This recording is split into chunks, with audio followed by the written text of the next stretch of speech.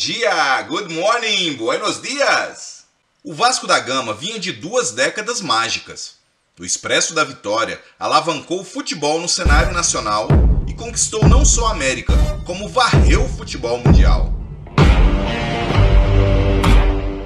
1958 significaria o fechamento de um ciclo extremamente vitorioso e acabaria por anunciar a chegada de uma década de poucos craques e quase nenhum título.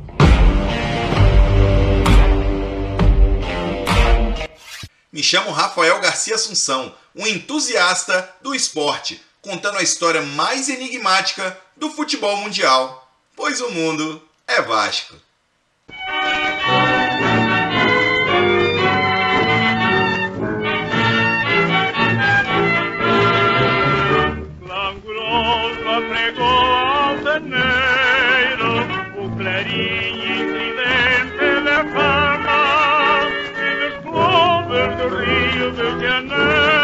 Invencível é o Vasco da Gama. Se vitória já tem no passado, glórias mil há de ter no porvir. O seu nome é por nós adorado, como estrela no céu a fulgir. Avante então que pra vencer, sem discussão, basta querer. Lutar, os vascaínos de terra e mar, os paladinos, é mundial a sua fama. Vasco da Gama não tem rival, mais uma glória. Lutar, vai conquistar para a vitória.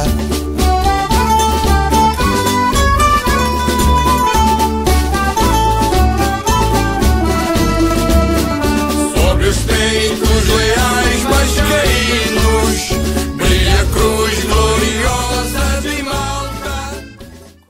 O ano de 1958 se inicia com algumas baixas importantes no plantel vascaíno. O formidável treinador Martim Francisco daria lugar a Gradim antes do encerramento do ano de 1957. O craque Walter Marciano era vendido ao Valência da Espanha e o goleiro Carlos Alberto se transferiria para a Portuguesa de Desportos. Em compensação, regressava ao clube depois de 3 anos o histórico goleiro Barbosa. O ano começou com tudo. O Vasco conquistaria o torneio Rio-São Paulo pela primeira vez, depois de bater tantas vezes na trave. Como o torneio era de pontos corridos, Vasco e Flamengo chegaram na penúltima rodada empatados em pontos. Num jogo eletrizante entre as duas equipes, com o recorde de público de toda a história do torneio, os rivais empataram em 1-1 diante de 129.625 torcedores e adiaram a decisão para a última rodada. Enquanto o Flamengo tomava de 3-0 do Corinthians, o Vasco fora de casa aplicava 5-1 na Portuguesa, que contava com os ex-vascaínos Carlos Alberto e Ipojucam. Com 3 gols de Almir Pernambuquinho e 2 gols de Vavá, o Vasco faturava o seu primeiro título em 1958.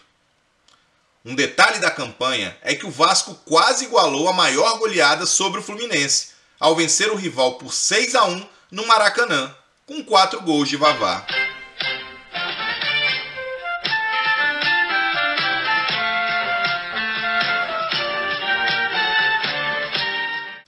Em junho ocorreu a 6ª edição da Copa do Mundo de Seleções, realizado na Suécia, e o Brasil enfim conquistaria o seu primeiro título mundial. O plantel campeão contava com os vascaínos Orlando, Vavá, que marcou 5 gols, e Bellini, que era o capitão da seleção, e revolucionou o futebol, sendo o primeiro jogador a levantar uma taça de campeão sobre a sua cabeça. Logo após a Copa, o Vasco conquistou o torneio início pela 10ª e última vez. O Campeonato Carioca começava com uma enorme expectativa, pois 7 dos 11 titulares da seleção brasileira campeã na Suécia jogavam em 3 times cariocas. Pelo Vasco, Bellini, Orlando e Vavá. No Botafogo, Didi, Nilton Santos e Garrincha. E Zagallo representava o Flamengo, além dos reservas Joel e Moacir. O Vasco, com uma brilhante campanha, chegou nas duas últimas rodadas com 4 pontos de vantagem sobre Flamengo e Botafogo. Mas acabou derrotado pelos dois e as 3 equipes terminaram empatadas. Foram então para a disputa do Supercampeonato. O Vasco venceu o Flamengo por 2-0, enquanto o Flamengo venceu o Botafogo por 2-1 e o Botafogo venceu o Vasco por 1-0. Como todos terminaram novamente empatados, disputariam um Supercampeonato, que se estenderia até janeiro de 1959. O Vasco venceu o Botafogo por 2-1, com 2 gols de pinga, enquanto Botafogo e Flamengo empataram em 2-2. Assim sendo, no dia 17 de janeiro de 1959, Vasco e Flamengo decidiriam o Supercampeonato Carioca de 1958, tendo o Cruz Maltino a vantagem do empate. Roberto Pinto abriu o placar para o Vasco no segundo tempo, mas Babá deixou tudo igual.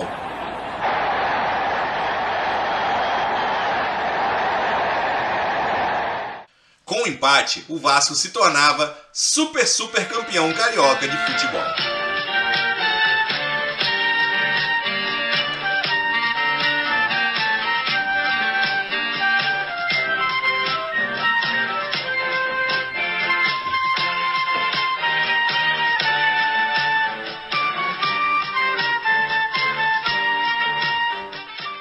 Após a disputa do Carioca, já em 1959, o atacante Vavá foi vendido ao Atlético de Madrid da Espanha.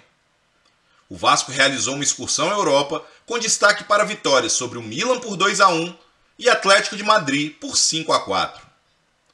O principal destaque daquela equipe era o meio-atacante Almir, que por sua habilidade e talento ganhou o apelido de Pelé Branco.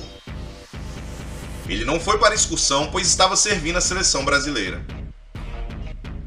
Mais do que essas qualidades, o jovem pernambucano começava a se destacar ainda mais pelo seu temperamento, quase sempre se envolvendo em confusões que terminavam em pancadaria. No Campeonato Carioca daquele ano, o Vasco ficou em 4º lugar. O campeão antecipado foi o Fluminense, que sofreu menos de 10 gols em todo o campeonato. Pelo torneio Rio-São Paulo, o Vasco chegou com vantagem de 1 ponto sobre o Santos na última rodada, mas foi derrotado pelo time de Pelé por 3-0 e amargou o vice-campeonato. Mas o grande evento daquele ano de 1959 seria a realização da primeira Taça Brasil, reunindo os campeões estaduais numa disputa nacional. Contando com 16 campeões estaduais, o torneio era eliminatório e o Vasco só entraria nas semifinais. O time enfrentou o campeão baiano, o Bahia, e perdeu o primeiro jogo por 1-0 no Maracanã. No jogo de volta, venceu em Salvador por 2-1 e forçou um terceiro jogo também em Salvador, onde acabou derrotado por 1-0 para a equipe que viria a ser campeã em cima do Santos de Pelé. Somos da turma tricolor, somos a voz do campeão. Já em 1960, a equipe se apresentava sem Almir, que foi vendido para o Corinthians. Sem uma referência, a equipe terminou em 3º lugar no torneio Rio-São Paulo e obteve uma pífia campanha no Carioca, com a 5ª colocação. Naquele ano, o América conquistaria o seu 7º e último título carioca até os dias de hoje. Em 1961, o Vasco já não contava mais com Barbosa e Orlando. Em compensação, chegavam a São Januário o volante Lorico e o atacante gaúcho Saulzinho. Seria um novo processo de renovação e peças importantes haviam deixado a equipe. No time titular, nomes como o goleiro Ita, o zagueiro Barbosinha e o atacante baiano Villadônega. Com campanhas discretas, o Vasco amargou uma 3ª colocação no torneio Rio-São Paulo e foi vice-campeão carioca, atrás do Botafogo do artilheiro Amarildo. Em 1962, os corredores de São Januário se inflamavam politicamente.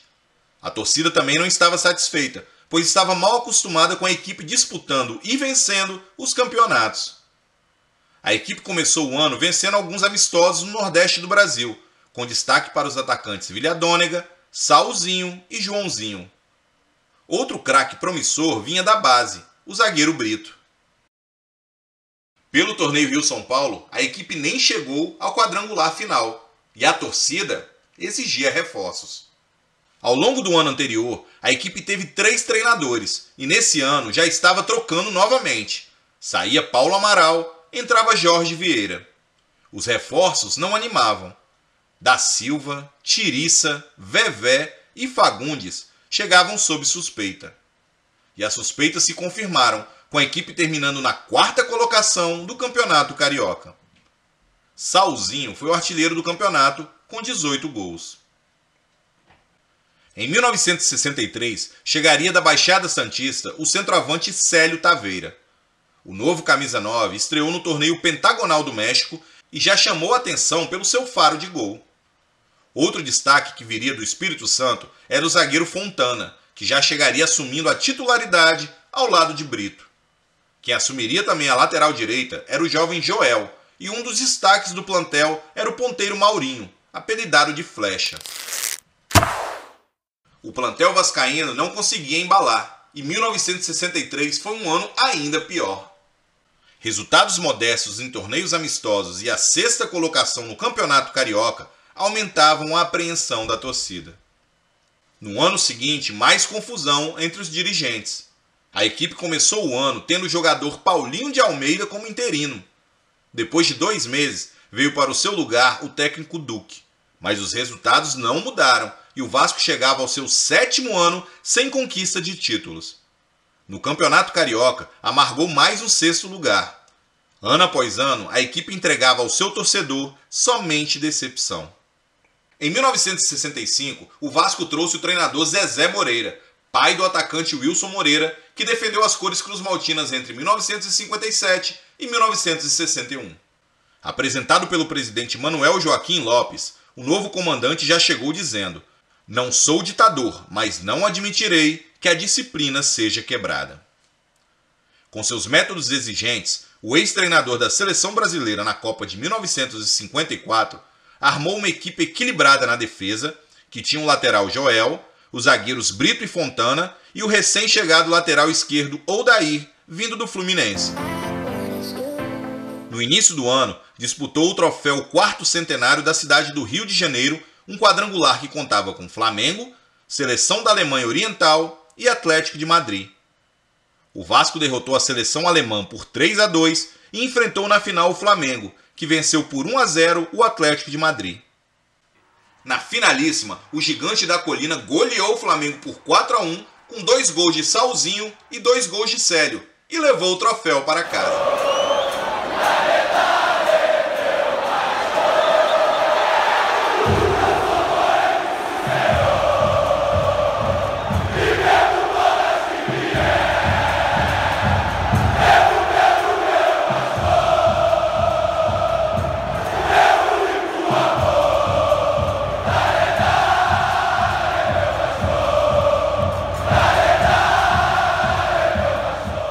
Em seguida, a equipe venceu um torneio em Recife, o troféu cinquentenário da Federação Pernambucana. Derrotou o Sport Recife por 3-1, o Santa Cruz por 2-0 e empatou com o Náutico em 1-1. Na disputa do torneio Rio-São Paulo, o clube alcançou a 3ª colocação. Naquele ano seria realizada a primeira edição da Taça Guanabara, um torneio que foi criado com o objetivo de classificar um representante do estado da Guanabara para a Taça Brasil. Foi realizado entre julho e setembro, antes do Campeonato Carioca, e tinha 2 turnos. O primeiro turno com 6 equipes e o segundo turno com as 4 melhores equipes do primeiro turno. O Vasco estreou goleando o Fluminense por 5-0 e finalizou seus últimos 3 jogos com 3 vitórias sobre os rivais.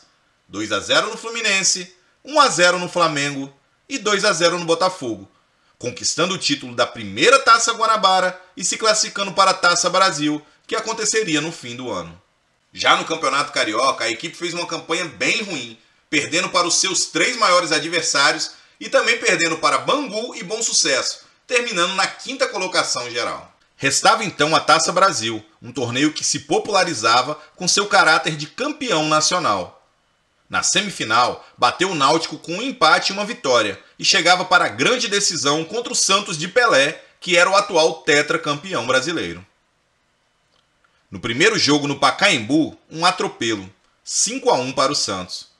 No jogo de volta no Maracanã, nova vitória santista e mais um vice-campeonato para o Vasco.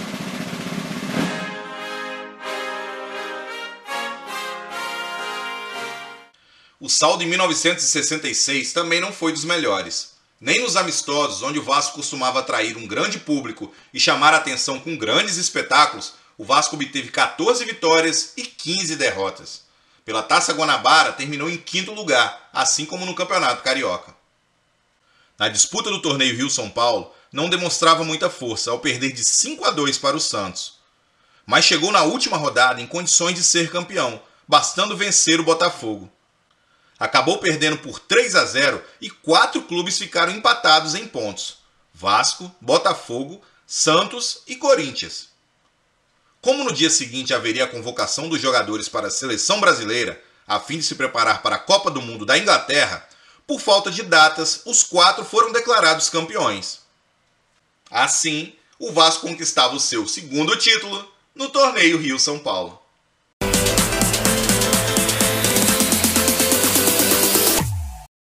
Na Copa do Mundo realizada na Inglaterra, a seleção brasileira contou com um convocado vascaíno no elenco, o zagueiro Brito. Se antes estava ruim, os anos seguintes foram ainda mais negros para o Vasco da Gama. O clube se afundava em uma grande crise financeira e as brigas políticas se acumulavam. Nesse ano, surgiria uma figura política importante para a história do clube, o estudante de direito Eurico Ângelo Miranda, na função de diretor de cadastro. Dentro de campo, seriam 3 anos sem nenhum título sequer, nem mesmo os torneios de menor expressão. De 1967 até 1969, foram 9 treinadores, incluindo os ex-jogadores Paulinho de Almeida, Elido Amparo, Zizinho, Pinga, Evaristo de Macedo e até Ademir Menezes. Perdas de jogadores importantes, como Célio, Saulzinho e Lorico, aliado a fracas peças de reposição, ajudaram esse período de fracassos. A se destacar nesse período apenas a contratação do atacante da seleção brasileira Ney, junto ao Corinthians, e o surgimento de um volante histórico vindo das categorias de base, Alci Portela.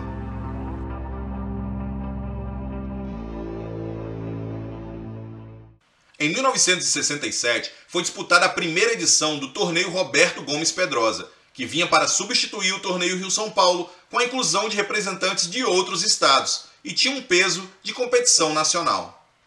Era disputado no início do ano e na primeira edição o Vasco ficou em 11º lugar, num total de 15 equipes.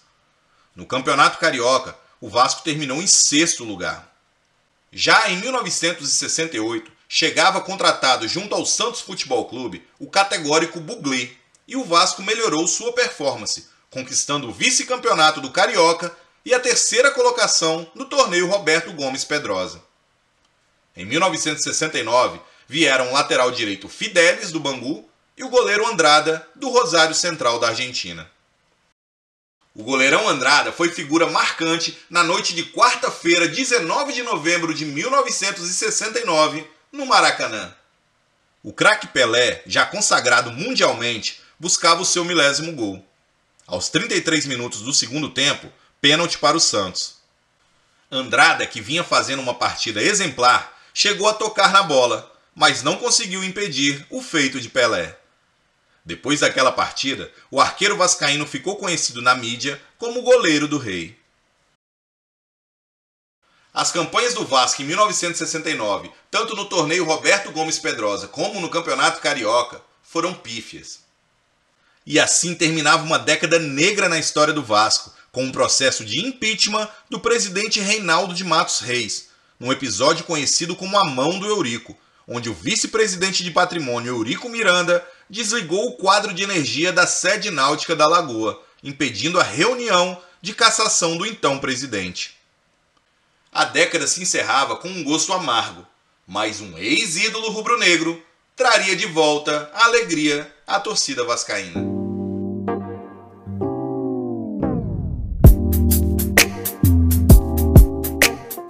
Alô, torcedor, você que está curtindo aí o conteúdo, não se esquece de deixar aquele like, se inscrever no canal e compartilhar com seus amigos vascaínos. Ao Vasco tudo! Ohayô, buongiorno, bonjour!